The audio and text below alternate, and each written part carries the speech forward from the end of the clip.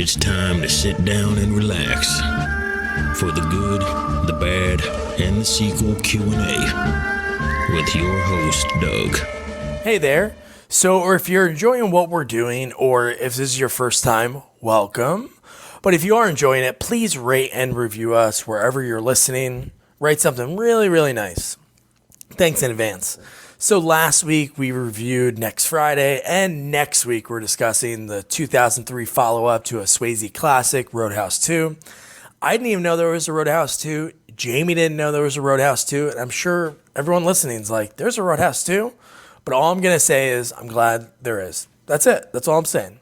So that means this week we had to interview someone from the film, and we got someone that has been in the industry for around 23 years prior to Roadhouse 2. And that man is martial artist, actor, fight coordinator, bodyguard, Richard Norton. He grew up in, as he would say, the bushes outside Melbourne, Australia. And right now he's currently working on Suicide Squad 2 and fight coordinating. He has some great stories about that. But how he got to the United States is quite an interesting story. And, well, you're going to have to listen to find out. Enjoy. Hi, Richard. Yes, hi. Is that Doug? Yeah, this is Doug. How are you? I'm good, thank you. Great. Thanks so much for taking the time. My pleasure. I was just trying to figure it all out. Oh, you got it. You're better than some people, so don't worry about that. So you're in Atlanta for a while shooting something? Yeah, I'm going to be here until the end of December. Oh, wow. At this stage, working on Suicide Squad, James Gunn new movie. Oh, sweet. Doing the fight coordinating. And we're in pre-production still at the moment. Don't start shooting till the end of next month. But so far, it's all going well. Well, that's good. Yeah. So what is that process like, being like doing the fight coordinating? How does that all work? It works by, are you recording all of this, by the way? Are we tracking now? Or? Yep, we are tracking. Okay. How it works, well, for me, first of all, I get hired by, usually, I've worked for a dear friend of mine, Guy Norris, for probably the last 25 years. Okay. And Guy is the second unit director and supervising stunt coordinator. So he brings me on as part of his team. And look, as you know, I used to do a lot of acting in movies in the 80s and 90s. And, the older you get, the less roles there are. So I end up sort of behind the camera now doing the fight coordinating, which is great. And so Guy brings me on. And the process then really involves getting the script, looking at the characters, the story, looking at the action beats and trying to decide what those action scenes and beats are going to look like and offering them up to the director for his input and notes. And we just mold everything very much according to story and character. Or, that's the most important part. Is the job that I have to do is not just do an action scene that looks all flashy and nice. It's got to relate to the character's abilities as determined by the script and history, and not just over the top. In other words, it's got to become part of the drama, not just an action scene for the sake of it. And that's the process, which the hardest part for me is the pre-production process, because that's where you've only got some words on a page, not really much idea, and then you've got to start offering up, as I say, your interpretation maybe of an action scene, along with whatever notes that the director may give you. And in my case, I offer it up, and Guy then has a look at it, and he makes his notes and tweets, and then we try and facilitate ultimately what the director wants, as it's his vision. Yeah, and you know what? You said it best. So on a script, an actor has to read a line and they could change it based on the tone of the scene. But usually in a script, it will just say maybe like fight ensues. So that's a lot that you and other people are working together to be able to figure out, like, how should this come about? So. Oh, 100%. And some scripts will even write out an elaborate description of an action scene. Oh, okay. But so often that is for maybe the production company, the film studio. In other words, you've got to write it initially to somebody that maybe doesn't have an incredible amount of knowledge or imagination as to what this could look like. So to get them excited and on board, sometimes they'll write out a detailed description of a fight, but it's really for the reader. It's not for us in production. So we can take what's written, in quite detail and radically change it and offer it up. And that's why I use the word offer it up, because, it doesn't matter what I think it is, ultimately it's got to be what the director feels with his vision of the characters and story. But we've got quite a bit of leeway that way in the beginning, as I said, and then it gets narrowed down, of course, because there's a certain amount of screen time that each action scene would have. It's not like you can just do a 10-minute fight and expect it's all going to end up on camera. Yeah. Sometimes it's 30 seconds, sometimes it's a minute or whatever. And so it's a very collaborative process, though. We've got a great little stunt team here, and you'll get some local stunties and the stunt doubles that'll come in for the actors that maybe learn the fight and then help train the actor. Well, I love just getting their ideas. What do you think? Do you have any ideas on a really cool move or whatever that could be applicable in this particular circumstance? And so, there's no such thing as, say, me just coming up with every move. And in fact, if I tried to do that, I think that would be destructive, because that becomes a very narrow vision. And I often say to the people I work with, the stunt doubles or whatever, look, I'm the fight coordinator, but if you've got ideas, guess what? None of the credits change. I still get the same credit at the end of the movie as do you. And if we all come together with the best possible fight scene, then we all win. And the movie wins, So it's about sort of putting your ego aside, of course, and as I said, taking any and all suggestions on board. Of course, ultimately it comes down to initially me saying, no, out of all of that, I think this is what it should be.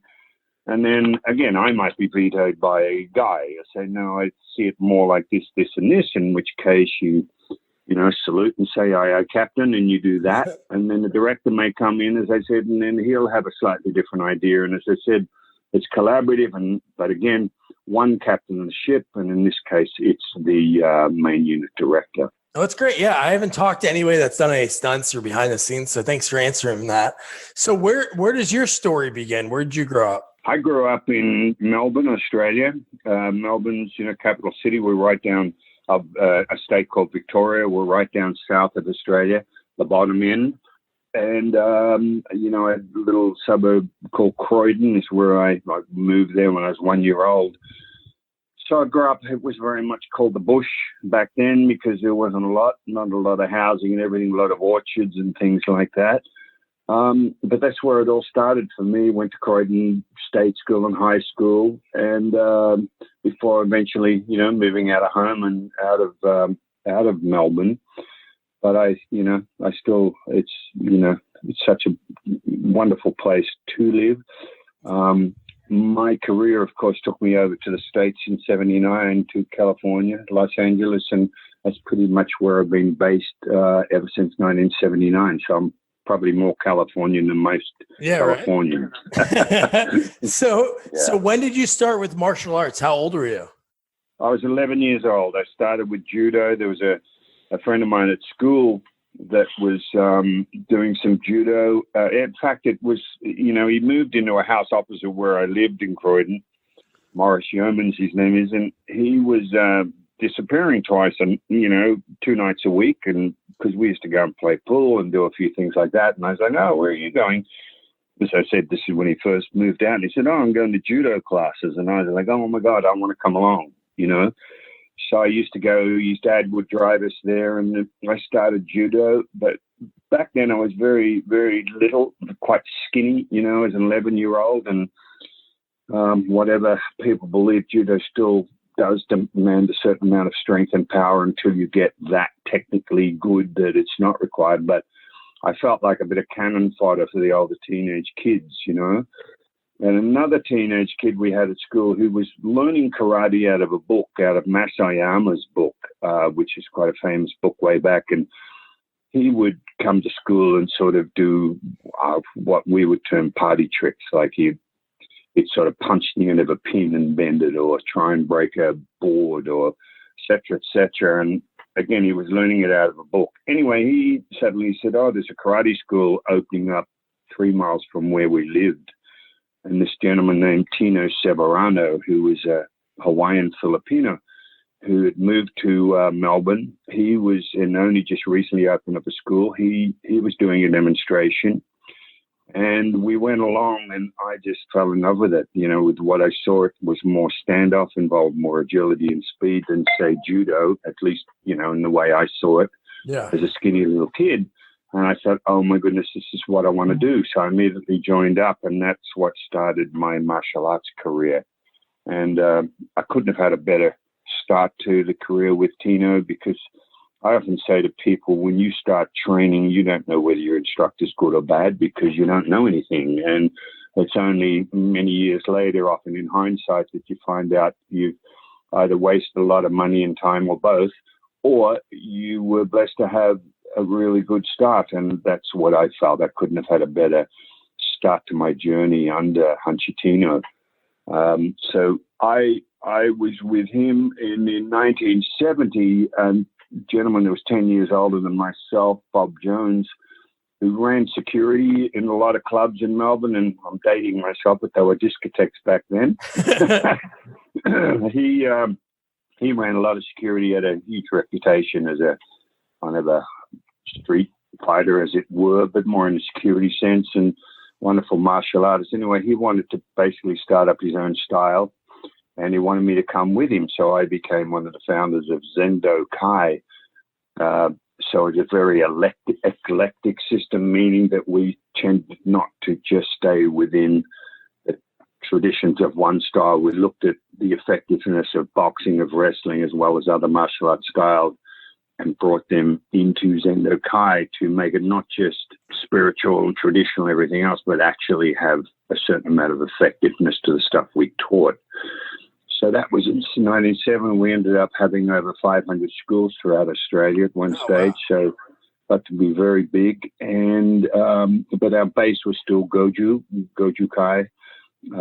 Go means hard, Ju means soft. It was a hard, soft system that was originated in Okinawa and had a Japanese sort of branch. We were under this Gogen Yamaguchi gentleman who headed up the Japanese style of Goju Kai. But anyway, that was our basis. But we were very eclectic, very much like a lot of the American systems that sort of took Taekwondo and started to realize kicking alone wasn't going to solve the problem in an all-out sort of brawl. So they would, a lot of the Taekwondo masters would start adding some boxing and everything else into their system. In other words, a lot of hands. Yeah. Only because Taekwondo relies on kicking. So our system was very much like that. So in 1979, was that, what brought you to the States? Was it being a bodyguard? Because I was reading you're a bodyguard for some big people. Yeah, well, that started in 1973. Bob and I were running with the schools in Zendo Kai in Australia, and there was a local entrepreneur, Paul Dainty, who brought a lot of the big acts out to Australia, touring bands and everything. He gave us a call, gave Bob a call and said, the Rolling Stones are coming out. He's bringing the Stones out. Would we be interested in being their personal bodyguards?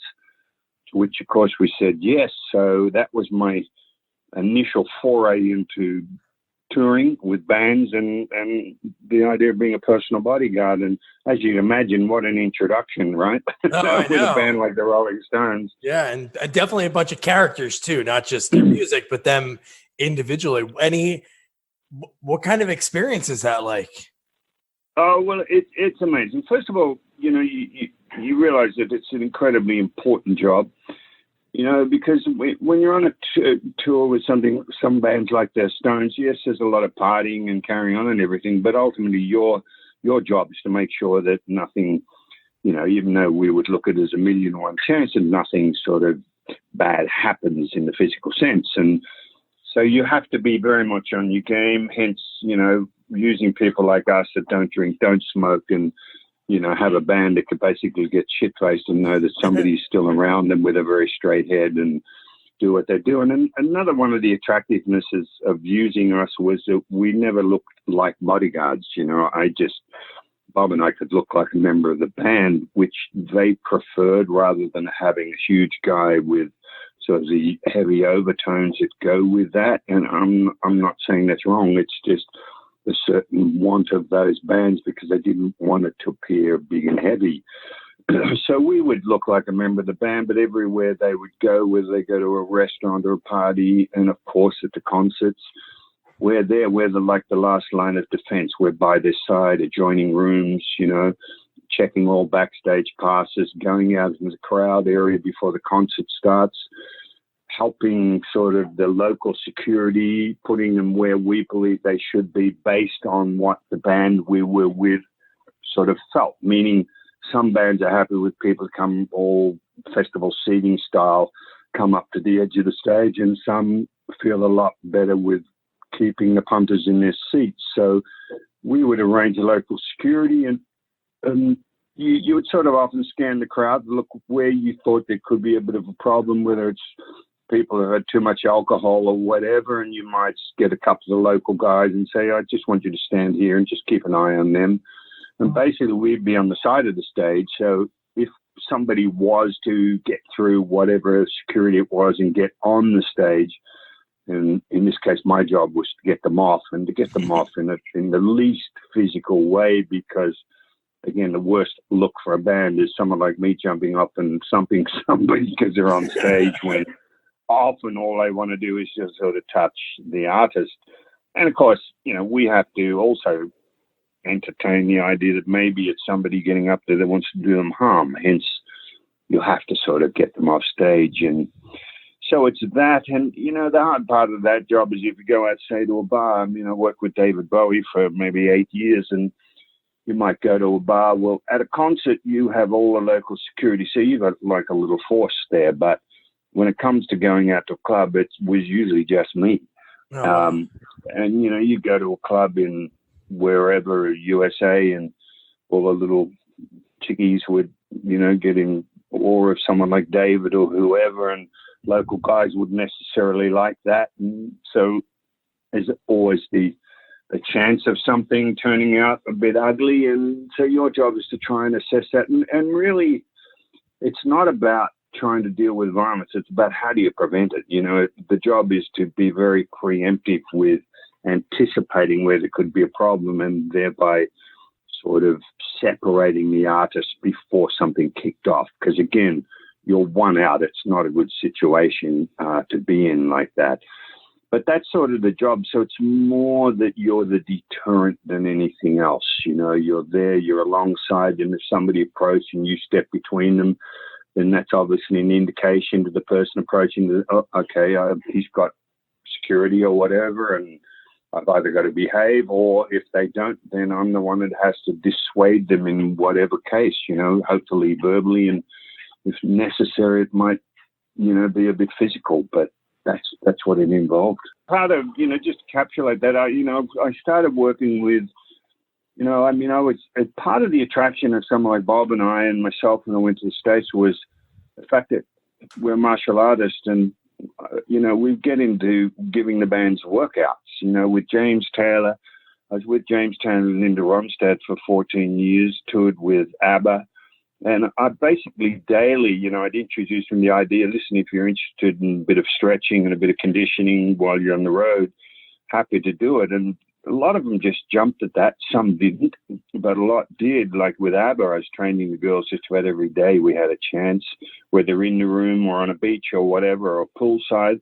I was even 4 o'clock in the morning teaching Mick Jagger karate punches, No way. Karate, because that's, back in the 70s, of course, things are now more MMA based. But yeah, so that was pretty cool. So, Rolling Stone magazine even did an article on me when I went to the States. Basically, this article was, me doing a sort of a flying sidekick in the air with a ironing board in the background and an iron, and in the hotel room, and it was talking about how unusual it was for James or Linda and them to go on tour and actually come off tour in better shape than when they went on tour, because that was virtually unheard of. Yeah. For obviously the rigors of touring. Like with James, I'd set up a punching bag in the dressing room area, so before he went on stage, you'd got to get rid of the nerves, the adrenaline, and again, everybody thinks that artists never get nervous after they've been doing it so long, but I think everybody feels a little bit of fear about their performance. So it was a way of just settling him down and getting him ready for the stage. So it's I guess what I'm trying to say overall is that being a bodyguard is a multifaceted sort of job, the way I would do it. And, if you're on a movie set, you're usually the hairdresser or the makeup artist knows just about everything that's going on with the actor. Yeah. Because that's who you sit with in the morning, you end up chatting with. And I felt I was a bit like that. You become a bit of a confidant, somebody for them to confide in and chat to and everything about whatever's going on in their life as well as on tour. So that also became a part of the job, which was fantastic. And out of that, you often form amazing friendships. No, I bet. You're with them all the time, yeah. Yeah, James Taylor was in Australia, I don't know how many years ago, it might be 5, who knows. But, his tour manager found my wife Judy and I in Melbourne and flew us to Sydney just to hang out with him and his family and meet Carole King. He was on tour with Carole King. And I thought, how wonderful is that, that you form these friendships. It's not just about the work. We actually just got on great. Judy and I visited Linda Ronstadt a few years back in San Francisco, and I love that aspect of the job. Some of the bands like Mick Jagger wouldn't know who I was from the Borough Soap at this stage, but back then you form a very close association while you're on the road. And it's funny about touring; it becomes like it's almost like a time capsule, or a rocket ship that takes off, and whoever's on that ship, as in the certain crew, the tour manager and the band, it's like a little sort of space capsule. And it's very hard for anyone outside to get into that bubble, become of that. And it starts off and it goes to all these different states or different countries, and then it comes home, and then everybody basically leaves the ship and goes about their normal daily lives, So it's like a little microcosm of life while you're on the road. But look, I had a fantastic career at, working with Fleetwood Mac for many years, Stevie Nicks when she went on her solo tours, Joe Cocker, I was with Joe for a couple of years, which was fantastic. So it's been a phenomenal sort of job. And I ended up stopping, I believe, in the early 90s just because and I'm sort of rambling on here, but you asked me about 79. What got me to the States, yes, was bodyguard work, because Linda Ronstadt sort of got in touch with me and wanted me to go and work for her full-time in the US. And I was a bit like, I don't know whether I want to do it. I was very settled at home, had karate schools, all that sort of stuff. But she basically said to me, look, why don't you try it? You can always go back home. And I thought, you know what? What an opportunity. I can always go back home. In fact, I told friends of mine, I'll only be gone a month or two. I don't want to live over there. And of course, 38 years later, I'm still here. But that's what got me there. Now, the movie started because the year before, Bob and I brought Chuck Norris out to Australia to do some demonstrations at some kickboxing tournaments. Really the introduction of kickboxing into Australia. So Chuck came out. He was advertising one of his early movies, I think Good Guys Wear Black. I ended up doing some weapons demonstrations on the same nights, in the different states in Australia with Chuck. We just formed an amazing friendship right off the bat. Chuck said, if you get to California anytime, look me up. We'll do some training. So a year later, when Linda asked me to go to California, off I went, and the first person I called was Chuck Norris. And I started training with Chuck every morning at his house. He lived in a place called Rolling Hills Estates, out past the airport. And we were training every morning whilst I was working with the bands, and when I wasn't on tour. And I trained with Chuck for years. And anyway, he was in the early stages of The Octagon, one of his early kind of ninja-type movies. And because he knew I could handle weapons and everything else, he asked me if I would play his main nemesis in the movie. So that's what started my movie career. I ended up doing a few movies with Chuck and worked on Walker, Texas Ranger when it first started, and then got a few lead roles of my own, and off I went on my own little direction. And a lot of them lower budget movies that we'd shoot in the Philippines and Thailand. And, I ended up doing 5 movies in Hong Kong, 3 of them playing the lead villain against Jackie Chan. Oh, wow. And so, so off I went. And here we are today, still in the industry, over 40 years. And as I said, serving a slightly different role as in fight coordinating. So hey, I feel blessed to still have a career in the industry after so long.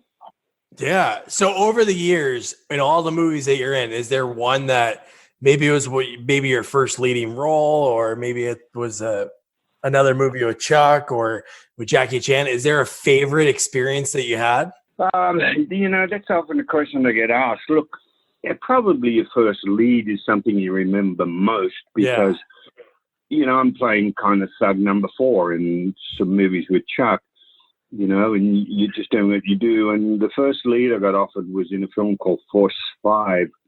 And for martial arts out there that are old enough, there was Joe Lewis and Benny the Jet Urquidez and Master Bong Sohan. In other words, it was a who's who of martial arts artists vying for these roles. Well, I ended up auditioning with 100 of probably the best martial artists in America. And I remember thinking, this is silly. What hope have I got? First of all, I've got what you guys would seem was a funny accent, and I'm up against some absolute legends of the arts. Well, as it turned out, ended up having to demonstrate everything, do a bit of a reading, and it ends up I'm in the final 10 looking for the actual 5 leads. And that was a real game changer for me because I suddenly thought, instead of looking at it as why me, I suddenly went, well, why not me? I've trained just as hard as anybody else. I'm in the final 10. I must have the skill set needed. So there's every chance that I could be the lead. So I really changed my attitude. I used to do a lot of visualization on outcomes that I wanted. And I ended up getting one of the 5 leads as a character of all things called Ezekiel. And that was my foray in. So here I am on set again with people that I would consider legends in the arts. And I'm sort of one of the leads. And off I went. It was also, I remember realizing how much there is in acting. I mean, you talk about martial arts, nobody can be a martial artist just because they say they are. It takes incredible amount of dedication and training and application of energy, and acting's the same. I mean, I'm sure there's some that can just naturally do it, but most, I think, need to get into drama classes and everything else, which is what I realized I needed to do. Now, again, people listening to that will say, well, he's not that much good. I was certainly adequate enough, and that's a valid sort of thing, because I also realized many, many years later that if I was that passionate about acting, I would have been in acting classes every night of the week. But I realized that my absolute passion was martial arts. And acting was just another way to economically solve how I could sort of spend more time in the dojo learning. So it was more a means to an end, and I would do it, and I would do the lower budget movies, and I was actually quite happy with that. And as I said, and I don't regret in any way, because I've traveled just about every country in the world, whether it's working as a personal bodyguard or on movie sets. And like I said to you, after 40 plus years to still be in the industry, starting in 79, actually I started a bit earlier than that. Here I am. So my through line has always been just to be the best martial artist I can be. And again, it's not, sure, there's some a lot better than me, there's some not as good as me, but it was about being the best martial artist I could be. And with that one aim in my life, everything good that ever happened in my life has come as a result of that. The bodyguard work came from being a martial artist. The movie work started with being a martial artist. So that's sort of the through line that I still have to this day. I just love being a martial artist. I love the idea that every day I wake up, I have an opportunity to learn something new in the arts due to the incredible evolution now with mixed martial arts. And I thought, how good is that? Because most people, and I'm generalizing, I believe so many people in their adult lives are basically doing a job they probably hate because they have to. They do a 9 to 5. Yeah. They go home, they watch the same TV shows that night, and then they go to bed, and then they get up and do the same thing all over again. And all they're waiting to do is, when they retire at 65, is to try and actually start living. To which I would say, well, that's great if you even make it, No, that's Whereas true. I've just had an incredible life with the most, sometimes you have no idea what you're going to do tomorrow, let alone next week or the month after. And that kind of spontaneity is exciting, in itself. So it's been a good journey. Yeah. So is it kind of mind blowing looking back that, like you mentioned when we first started talking, where you grew up, it was called the Bush. Is it kind of like mind blowing where you're at now and all you've done throughout your career? You know what it is when someone like you says that.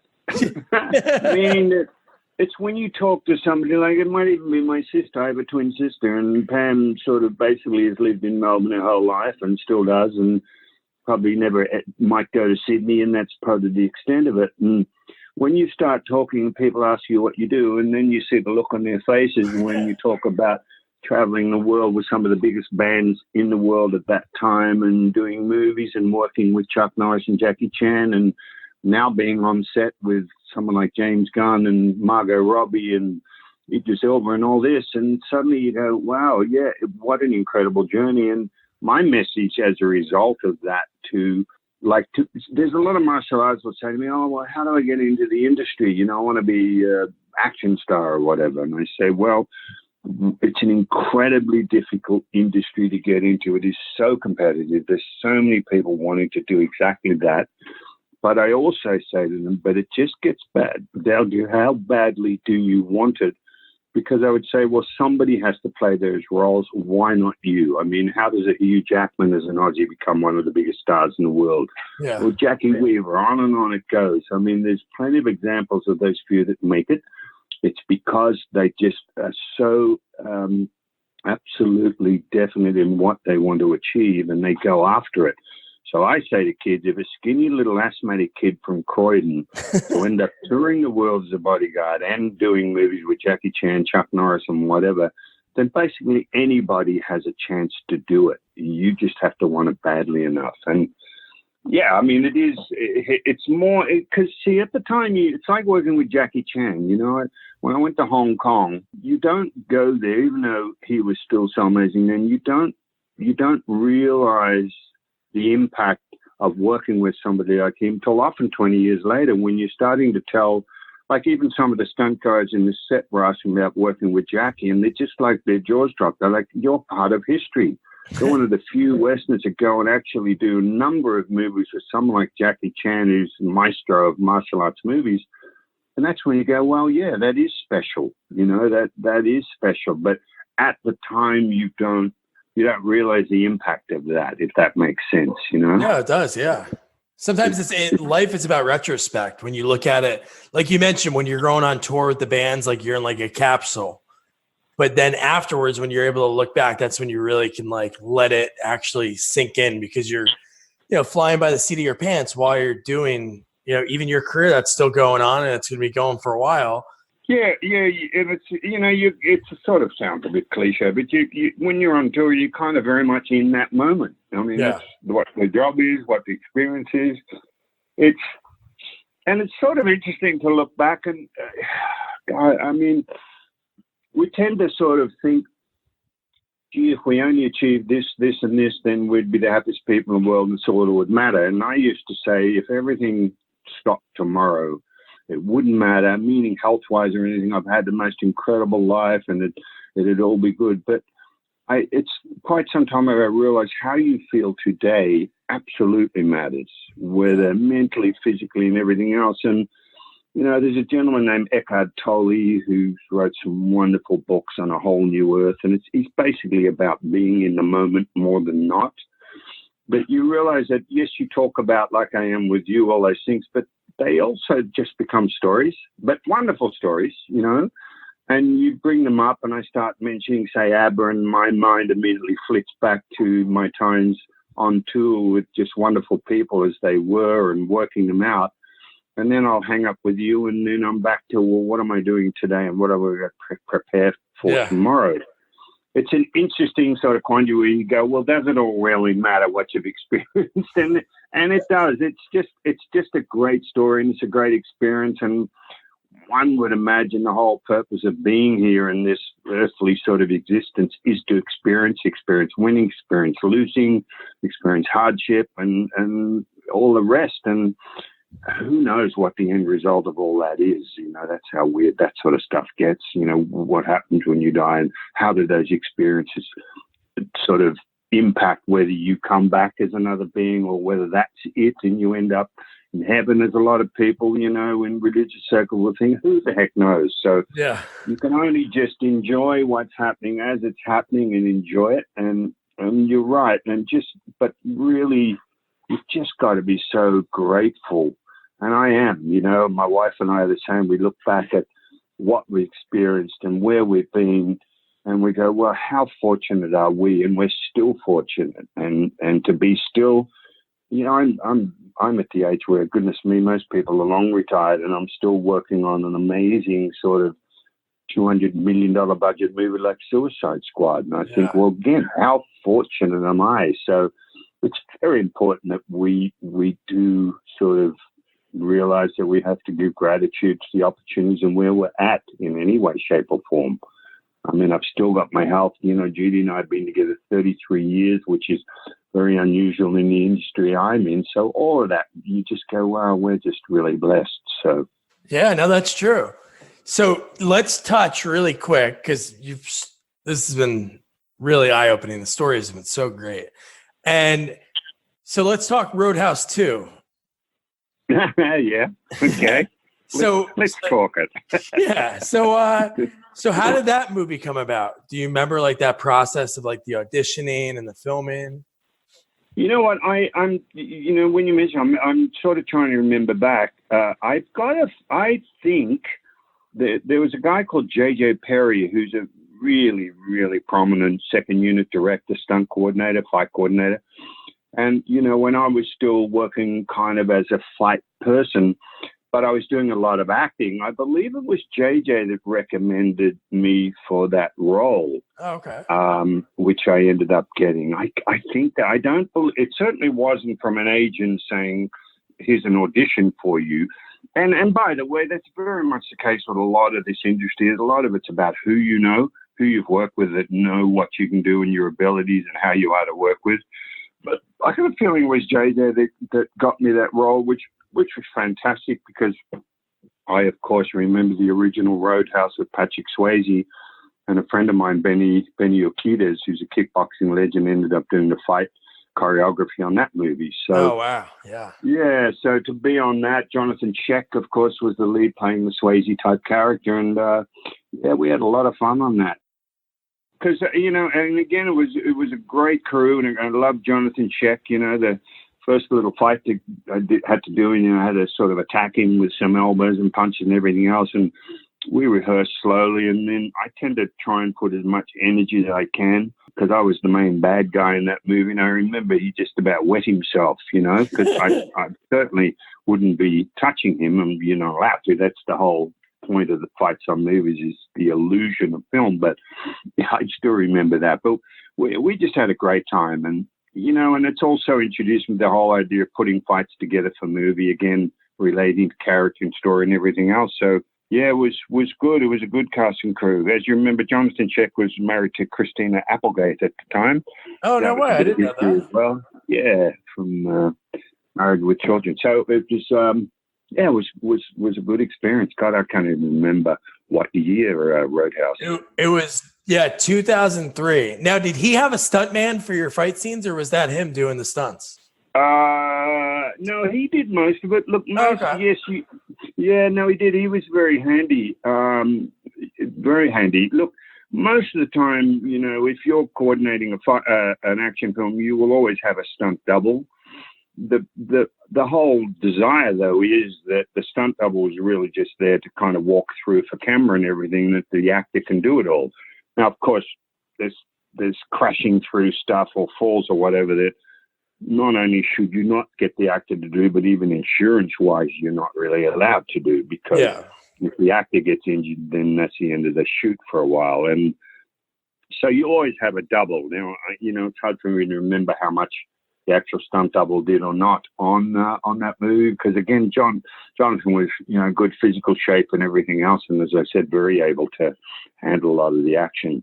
And here's the other thing that gets back to that job is, for instance, a lot of what Guy wants and I want when we train for movies, even like Suicide Squad, is our aim is to have the actor do a good 80 to 90% of their own action. And the reason being that, you know, a lot of films you will see, without mentioning any of them, will use stunt doubles and often use face replacements. So you think you're seeing the actor, but it's really just face replacement technology that allows a double to do the whole fight. Oh, no way. The problem for that for us is that, and I would say, you know, when I worked with Margot Robbie for the first Suicide Squad, or Scarlett Johansson for Ghost in the Shell, I was training Scarlett in New York and LA and blah, blah, blah. But I said, look, this is what we want. We want the time to spend with you so you can do majority of the action. And I would much rather pull the complexity of the fight back to enable you to be capable to do it, because you're the Academy or award-winning actors. You're the one that the camera needs to stay on. The expressions and the drama within the fight are so important these days, that we can see what you're thinking, the emotional journey that you have within a shootout or a punch-up or whatever, as opposed to being on the back of a double's head. Because then it becomes too clinical for me, you know, it's almost too perfect. I would rather the actor do it, be a little untidy, which brings a bit of reality into it, I think, from the viewer's point of view. And again, more importantly, be able to see their emotional journey. You know, when I did action movies in the 80s, we kind of knew that you could have a bit of a story. As long as you had 6 fight scenes, then you could sell it, you know, and it would often be drama, then drama stops, then you have a fight scene, then drama continues.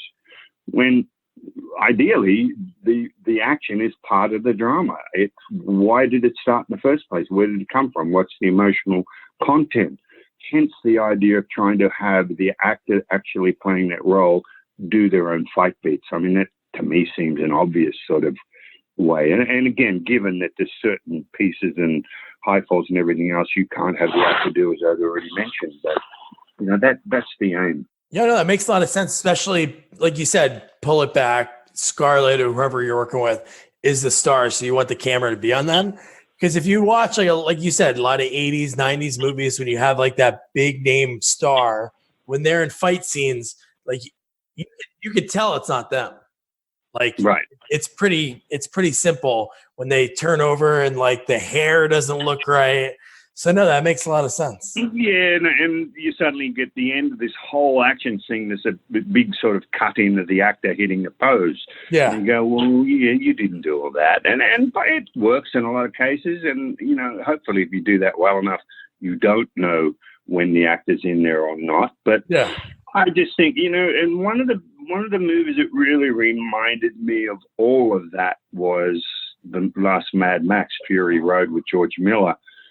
Is, you know, when George would go through, you know, there's a huge tanker fight in that movie, which was an amazingly good fight. And again, nothing ridiculous as far as physical abilities, meaning there weren't any amazing backflips and triple kicks in the air, because the characters wouldn't have a license to do that anyway. But George would go through every beat. Well, why is she using a fist? Why wouldn't it be this? And why is that person there? In other words, he just reminded all of us that every beat has to be related to character and story. It can't be there just because it looks good or it's flashy. You have to justify why that bit of action was there.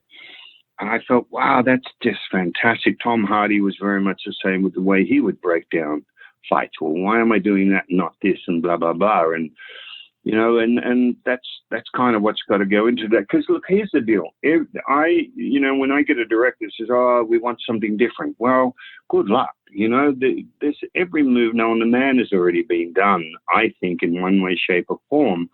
So then it just gets down to, well, how do you change the way it's shot? What does the character bring to the reason for that move, et cetera, et cetera? That's what makes it stand out, even though it's a similar move to maybe that's been done in another film. And, it's in the 80s and 70s, even a lot of what we did was really feet on the ground.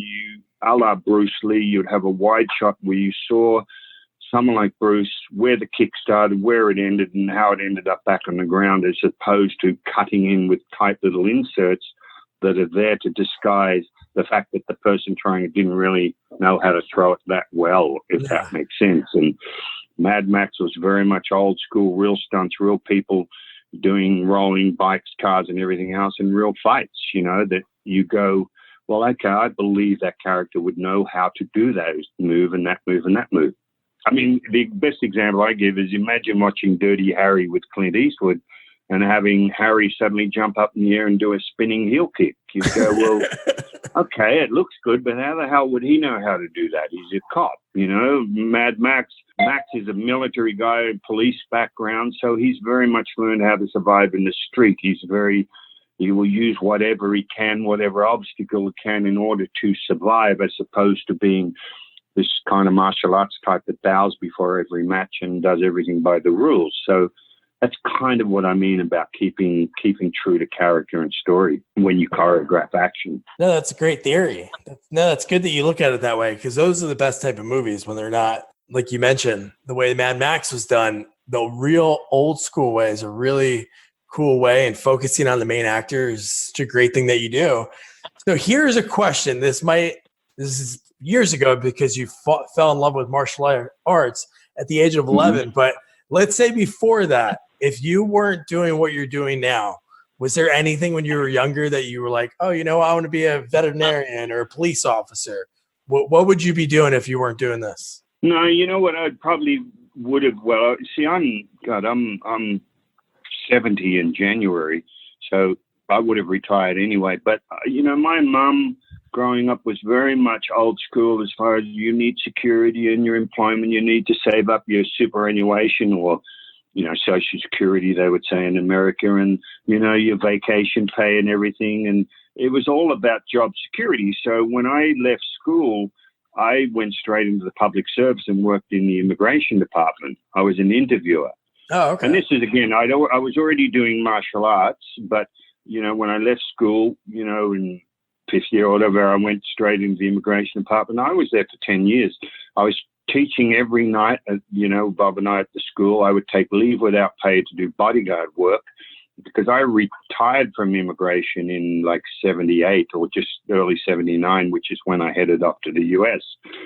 So even then, I was in a real dilemma. I was like very nervous about retiring or sort of finishing my work with immigration, because it kind of went against everything my mum had drummed into me, and I go, oh God, I'm not going to have the same security. And so it could very well, because I've still got friends that have only recently retired from immigration that I worked with back then. And I look at their lives and I look at mine, I'm kind of like, oh my God, I'm not knocking it. But in comparison, I go, oh Lord, I could have been still in the public service and kind of half dead, and thank God I had that opportunity. I'm smart enough to go, as per Linda, well, yeah, let me try this. And I think, gee, if I hadn't taken that opportunity and dared to step out of my comfort zone and sort of step into the unknown, what a different life it would have been for me, I would have still been doing martial arts, but nowhere like I'm doing now and involved in the film and in the career that I have today. So that's my other little bit of advice to people. It takes guts to step out of, your comfort zone and dare to participate, I call it, because, there's a lot of, there's no security in that. You might win and you might lose, but the only thing I do know is if I hadn't taken that step and left and gone to the US and left everything I knew behind in Australia, then it wouldn't have been a quarter of the life that I have had and am still having today. Yeah. So so again, I probably would have been a public servant. Who knows? Yeah. or just a full-time martial artist running a karate school. Oh, that's true. Yeah. And so thank you, Linda Ronstadt. Yeah, exactly. Selling you, like, because she really wanted you to work for her and work with her. That she said, you know what, you can always go back. And you're like, hey, you know what? And then, like you said, 38, 39 years later, you're still here. Yeah, and that really was the big decider for me, I said, you know what, yes. And so I just resigned, from the department. Off I went, and not knowing, again, what was going to happen. And opportunities came about. And as I keep saying, for me, I just loved. I kept training every day with whoever I could train with when I got to the US, and as a result of that passion, opportunities arose where I could basically use that passion to work and live and survive and have fun with my life. And as I keep saying, also, that's still the case today. That's so awesome, Richard. Thank you so much for taking the time. This has been an awesome hour chatting with you. Yeah, my pleasure, Doug. I mean, we could go on forever. You can tell I love to talk, so shit, you're going to have to shut me up. But, you know, if the least I can do is keep people a little bit of inspiration to know that, as I keep saying, if I could end up having a career like this, anyone can. Yeah, and who knows, maybe I could have become an A-list actor. Who knows, you know? I mean, I could have decided not to go to the Philippines and do the low-budget movies with Roger Corman and people like that and just hung out for these bigger roles, and that might have been the worst thing I could have done. Who knows? The one thing I do know is I don't regret anything I've done in that regard. Yes, I've made mistakes and lots of them and hopefully learnt from them, but the experience has just been amazing, and again, it still is. So I would just say to people, just find something you're passionate about. So find something that wants to make you get up every day, not just regret getting up. There was a guy called Buckminster Fuller that wrote a book called The Critical Path, and he talks about getting out of the struggle of making a living, meaning, yes, making a living, but not having to do what you hate, but actually doing what you love as a result of your passion and the universe just taking care of you, you know, often in the nick of time. So it's not easy. People, well, I don't know what I'm passionate about. I mean, that's the individual's job, is to try and find something they're passionate about, and the rest hopefully will fall in line accordingly. Hopefully. Yeah, hopefully. But no, yeah, this has been great. And that's inspiring that you said that. And I'm sure people that are listening right now, that'll resonate with them. Yeah. So thanks, Doug. Thanks for the opportunity. Happy to do this again if you want to talk about any other specific movies or whatever in the future, or even this one. Obviously, I can't tell you much about this because we're not allowed to. But, yeah, you know, the last few years, there's lots of stories, having done Mad Max, X-Men, Triple Frontier recently, Ghost in the Shell. There's been some great experiences in working with some phenomenal people like Will Smith or Margot Robbie or Scarlett Johansson. And what I always say to people, what's that? No. Yeah. Yeah, and I look, I just didn't know. Judy's reminding me I'm talking about being a taekwondo, but actually did one of the leads in a drama in Australia. It's a crime thriller where I play a detective. I actually don't punch anyone in the whole movie, so how about that? Look at that. So it's a dramatic role the film's called Rage, which ironically I already did a film called Rage, but this one is called Rage. Oh, cool. And it was shot in Melbourne, and that was a tremendous experience. It's going to be released soon. Who knows where and what and how, but we're still doing what we're doing. So there you go. That's awesome. I'll keep an eye out for that. That looks pretty cool. Yeah. Thank you, Doug. Awesome. Well, have a great day. All right. You too. Thank you, my friend. There you have it. That was the great Richard Norton. And thank you, Linda Rodstadt, for, you know, just convincing him to come over here, saying, hey, you know what? You can go back if you don't like it. She knew that he would love it.